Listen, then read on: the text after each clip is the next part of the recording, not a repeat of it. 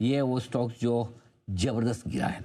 बाजार का सबसे बड़ा स्टॉक और सबसे तेज़ गिरावट, निफ्टी को गिराने में सबसे बड़ा योगदान भी इसी का माना जाएगा। एचडीएफसी बैंक भी अपनी तरफ से कर रहा है कंट्रीब्यूट, लेकिन रिलायंस का भी क्या कहना, गजब गिरा है। वाह वाह वाह वाह, 1700 से गिरते हुए गिरते 1400 तक आ चुका है। और जब रिलायंस 13-14-15% गिर जाए टॉप से, तो बाकी छोटो मोटो की तो बात ही क्या है, क्यों गिर ही सकता है। अंश, क्या कहेंगे आप? लेकिन अब ब्रोकरेज रिपोर्ट्स बड़ी इंटरेस्टिंग आ रही है रिलायंस को लेकर, जरा जान लेते हैं अंश से क्या कह रहे हैं ब्रोकर्स, बताइए। बिल्कुल सर, सबसे पहले कुछ डेटा देख लेते हैं। बताओ। पिछले एक साल का हाई देखे तो वहां से स्टॉक कुछ 14% के आसपास गिर चुका है। अब गिरने के बाद वैल्यूएशन की बात करें तो सबसे पहले पी देखे तो एट प्रेजेंट देखे तो 21 टाइम्स के आसपास है। पीक पे 25 के आसपास था, यानी कि काफी अच्छा यहाँ पे करेक्ट होता हुआ दिखा है, तो थोड़ा यहाँ पे सस्ते में मिलता हुआ नजर आ रहा है।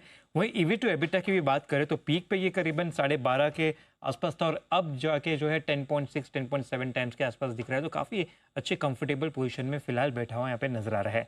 वहीं अगर हम ब्रोकरेज की बात करें तो करीबन 37 बड़े ब्रोकरेजेस रिलायंस इंडस्ट्री को ट्रैक करते हैं, जिसमें से 35 की बाय रेटिंग है और सिर्फ 2 के ही सेल रेटिंग है, यानी कि 95% ब्रोकरेजेस अभी भी यहाँ पे जो है बाय की रेटिंग को बरकरार रखे हुए हैं। और अगर हम रिसेंट एक बड़े रिपोर्ट्स की बात करें तो पिछले 2-3 महीने में जो बड़े रिपोर्ट्स आए हैं, गोल्डमैन सैक्स की अगर यहाँ पे हम टारगेट देखें तो करीबन 1855 पे है।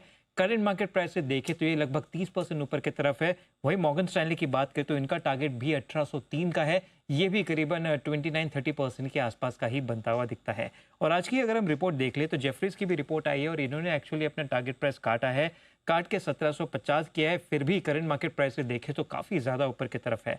इनका मानना है कि मौजूदा जो ये मार्केट वॉलिटिलिटी चल रही है, इस बाजार में जो है रिलायंस काफ़ी एक अच्छा डिफेंसिव प्ले करता हुआ नजर आ सकता है। और मिडल ईस्ट में जो सप्लाई डिस्ट्रप्शन हो रहा है उसके वजह से इनका जो ऑयल टू केमिकल बिजनेस है, इसे काफ़ी ज़्यादा फायदा पड़ता हुआ दिख सकता है। इससे जो है रिफाइनिंग और पेट केम के स्प्रेड में जो है यहाँ पे काफ़ी अच्छा एक तेज़ उछाल आता हुआ दिख सकता है।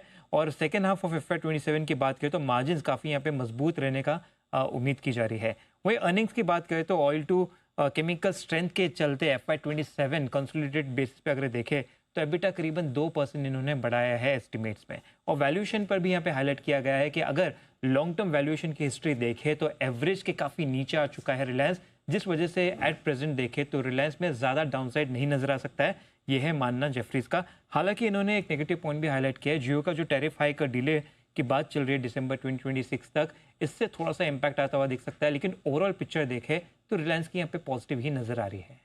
रिलायंस की पॉजिटिव पिक्चर बनती हुई दिखाई दे रही है, लेकिन कब से टर्न अराउंड के सिग्नल्स होंगे और क्या अब बाइंग के उपयुक्त लेवल आ चुके हैं? एक बार जरा कुणाल जी से राय लेते हैं। कुणाल सर बताएं, अंश ने तो पूरे डेटा रख दिया और ब्रोकरेजेस का क्या व्यू है वो भी बता दिया, जो कि काफी पॉजिटिव नजर आ रहा है, लेकिन अब एंट्री कहाँ से की जाए? देखिए, रिलायंस के अगर थोड़े से लॉन्ग टर्म चार्ट्स को इवेल्युएट करें नेहा, तो मुझे लगता है कि ये जो 1350 1345 का रीजन है, यहाँ पर एक बड़ा सपोर्ट है रिलायंस को। और 2-3 बार हमने देखा है कि इन्हीं लेवल से एक बड़ा मूव आया है।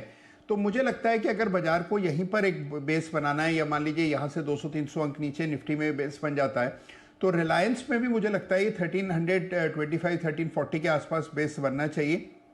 और ये लेवल्स जो हैं, जो वर्तमान स्तर है, थोड़ी बहुत और गिरावट आए तो मेरी राय में खरीदारी करके चलना चाहिए। रिलायंस में करेक्शन, काफ़ी डीप करेक्शन ऑलरेडी हम देख चुके हैं और ये 1340 1325 के लेवल्स बड़ा सपोर्ट है।